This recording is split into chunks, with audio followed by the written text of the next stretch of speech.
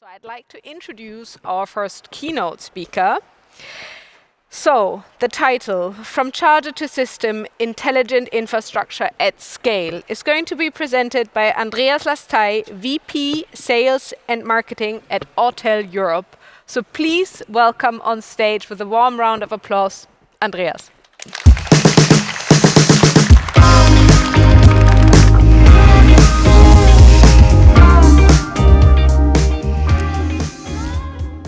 Thank you very much, also from my side, that you made it so many this early in the morning.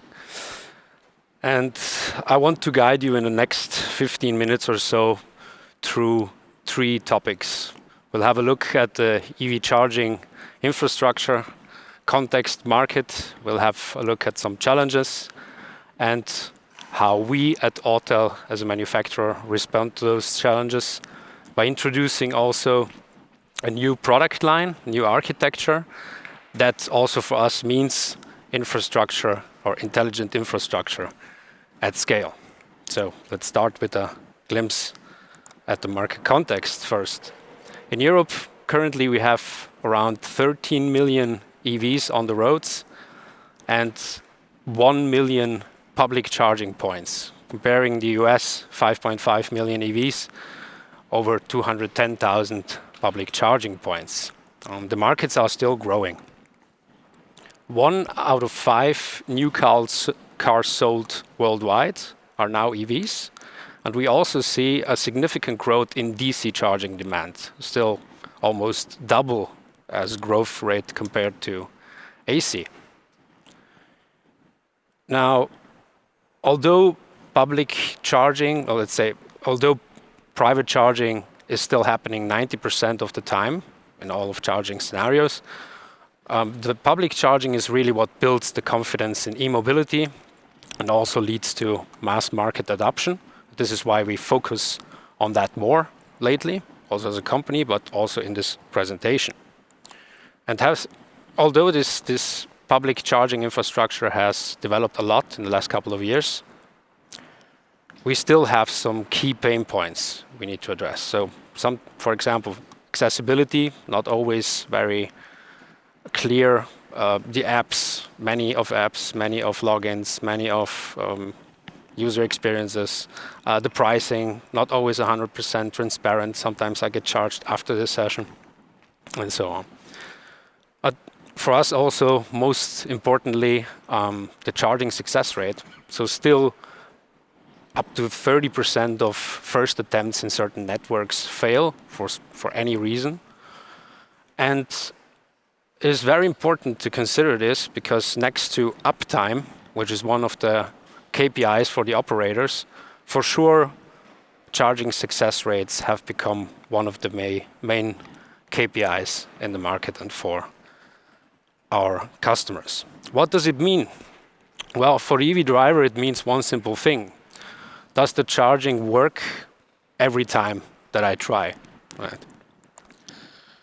And at Autel, we consider all of these factors. And we have a look at what's also beyond the charger. We offer, for those of you who don't know us, as a manufacturer, from 7 kilowatt home charging up to megawatt charging DC distributed systems, basically the whole range of products.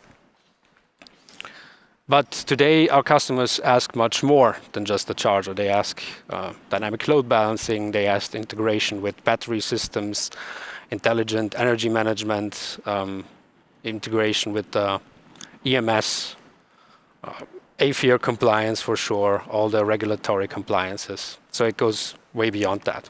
And most of all, of course, still the reliability, serviceability, maintenance of our systems, and more DC charging, as I just mentioned. And just to have some references, what we are talking about, Autel today has delivered more than 240,000 chargers globally. Mostly AC, but we see still a significant growth for us in DC, and it's contributing more and more to our revenue portion. Over our network or our chargers, More than 20 million successful sessions have been concluded. We have allowed almost 1 terawatt hour of charging of energy through our network. And this is just to give you some idea that we have also learned our lessons. It was not always easy, and we have made our experiences. Something that we observe as a latest trend is fleet and truck charging. This is for sure additionally pushing the DC demand, and it's not an easy game. But Europe expects around 400,000 e-trucks on the road by 2030 still. And we see next to the CCS, which is still very relevant in many scenarios, the MCS standard that many of you for sure heard about is getting more and more important. And we are interested in doing that. We're having some projects let you have a look. And it's not only about getting the megawatt charged, but the demands or like the requests from the customers become more complex because you need clear site planning, you need to understand the grid, the energy management. But again, reliability is also here is king, because any kind of downtime for fleet operators is poison for their business model, right? So we are very engaged in both in truck and in passenger vehicle testing. As you can see here, we have concluded some MCS testing. Actually, we have hosted this year the MCS Controller Festival of Charin in Barcelona. We have participated to some festivals, both with trucks and with cars. And why? Because we don't want only to test in the lab, we really want to see how our systems behave in the field and under real circumstances. This is very important for us. But we can show you also some successful projects. Not even a year ago, or a little bit more than a year ago, we introduced the MCS dispenser concept. We have put it in place with our partner OWN. I think it's here today also. Yeah. And it's a 640 kilowatt system right now, but it has already the MCS plug. It's ready to charge the trucks on a commercial site along a road. We are very proud of having achieved that. Together with our partner Circle K, we have installed a mixed site, what we call, for both use cases, with a distributed system, 480 kilowatt each cabinet, liquid-cooled system, and it's designed for both passenger vehicle and truck usage. Similarly, also with an all-in-one charger, we have done a similar scenario for both truck and passenger cars. Something that I want to mention about this design is a little bit special, that we have for usability displays on both sides, payment terminals on both sides, CMS on both sides. And of course, we are doing still a lot of AC charging, and this is for sure a project worth mentioning with our partners of Ubitricity in the Netherlands. Residential areas, 2 times 22 kilowatt AC charging. And all of these examples have worked because our customers, of course, tell us what they need for their customers. We consider that. It's a user-centered perspective. The user here is the EV driver. And we really want to understand the EV driver's necessities. And in our industry, you see, we have a lot of actors and players. And all together need to work together to make it happen in the end of the day for the EV driver, whoever that is. Because they don't care if the cable is too short, if the RFID card is not working, or any kind of other technical issue. Because for them, it's just not working. And what we really need to do to make this happen is to consider all of these scenarios. So our mission becomes clear. We need to build confidence in e-mobility in order to have a transition to mass market e-mobility. And this is sort of our mission at Autel. And so we come to have seen what we have developed and thought about is also a new DC charging platform. And I want to give you a glimpse, because tonight we have a global launch event.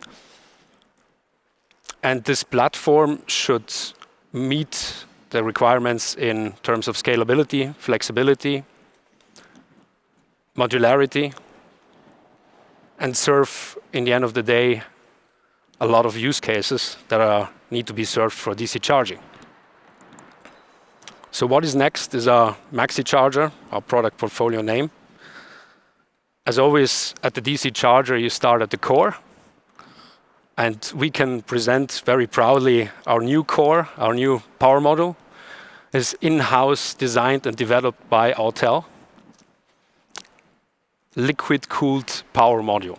On the one hand, you have the AC to DC rectifier, 120 kilowatt. And on the other hand, you have the DC to DC converter that is then regulating the power distributed. This has some stats or properties I want to mention. It's over 97.5% of efficiency. For us, it's a huge step forward, over 2 percentage points increase in efficiency. And not just on peak, but over a lot of load levels. It's made and designed for long-term stability. We estimate the different cycles a lifetime of 15 years. It's modular, it's scalable, it works independently. And it's really the spine, so to say, of our new architecture. And how does it work? Well, you take this power module, you insert it in what we call the DS600L. This is our new cabinet, our power cabinet, which is the backbone of every kind of charging hub that you see. And you can insert up to 5 of those 120 kilowatt power modules inside for a maximum of 600 kilowatt per power cabinet. And in the next step, we go to 2 this year, to 1.2 megawatt. Next year, we plan to go to clusters for up to 5. And then you attach your dispensers and you create your charging hub. How many dispensers? Well, to put it simply, it's 500 amps per port, and then you scale it. So in the best case, 8 ports, 8 slots per cabinet. The matrix is full at 60 kilowatt granularity, as we have seen before. Why? And is a AI-powered matrix. But what I really want to highlight about this and really want to stress, and we think it's something innovative in our industry, is we have a telecommunication approach in the architecture and the design of this cabinet. Why? Because every critical component is put in a way and designed, inserted in a way that it has become redundant. Not only the power module, but also the critical control units and the matrix components. And what does this mean? Well, if one component fails to operate, the system isn't down, but the backup component jumps in and the system keeps running. And this is why our claim is then to achieve 0 downtime. We have also done something for maybe our customers a more familiar product scope. The all-in-one design has improved. Why? Because we have increased the power output at our air-cooled power module from 40 kilowatt to 50 kilowatt each. And this has other improvements that are important, like the reactive power compensation, very important also here in this market in Germany. High efficiency at over 97.5% peak. And in the same cabinet, with the same footprint, we go from 480 kilowatt maximum to 600 kilowatt maximum. Something I want to mention here that is not so common maybe is also up to 4 plugs. We recommend 2, but up to 4 plugs. That means in 2 plug scenario, of course, distribution of 300 and 300.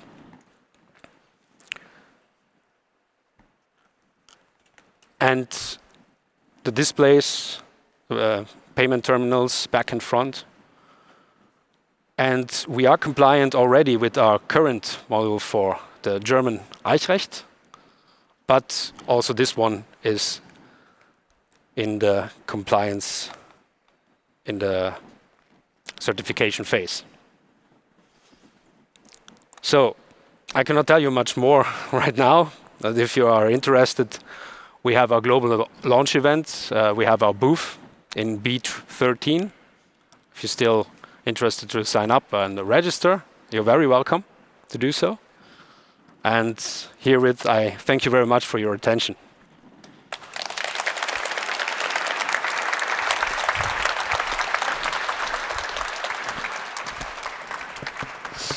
So, as always, we have time for some questions. So, get out your smartphones, and everyone who has the app on their phone, you can send questions through the app, and they'll end up right here with me. And I'm happy to start. I'm happy to start with a question I have always. Okay. So, I'm wondering, and we talked about it briefly, but because we have so many hardware providers today, can you point out what differentiates you from some of the others that we'll hear today? Yeah. I'm not sure I am aware about everyone who is here today. But it's but we talked about imagine, it. Siemens is ABB. Okay. I think we have a good team, first of all. We are quick in response. For customer service is really at our heart. We have, as you can see, also some innovation going on. So not just claims, but really a good structure, good hardware, good solutions, a nice design. I hope you like it too. And, well, we are also economic. So, yeah, I think we can... Good offer. Be exactly, an interesting alternative. So do you have a local team in Germany on the ground? We do, yeah. Thank you for asking. It's currently 6 dedicated people for the DACH region, so including Austria and Switzerland, of which I need to mention 4 are very technical, so for project delivery and technical support. So yes, and further expanding next year. Yeah. So yes. Do you also have a team sort of per region in Europe? Or yes, we do. We have let's say our headquarters in Europe, in Den Haag, and then per country, Netherlands, Italy, Nordics, UK, France, and Spain. Fit the regional requirements. Yes. So questions from the audience. How is this big portfolio supported by services? Yeah. We have a lot of things to say about services tonight at our launch event. Well, what can you say? What we can say is that we have a whole operation and management platform that should enable you to help yourself.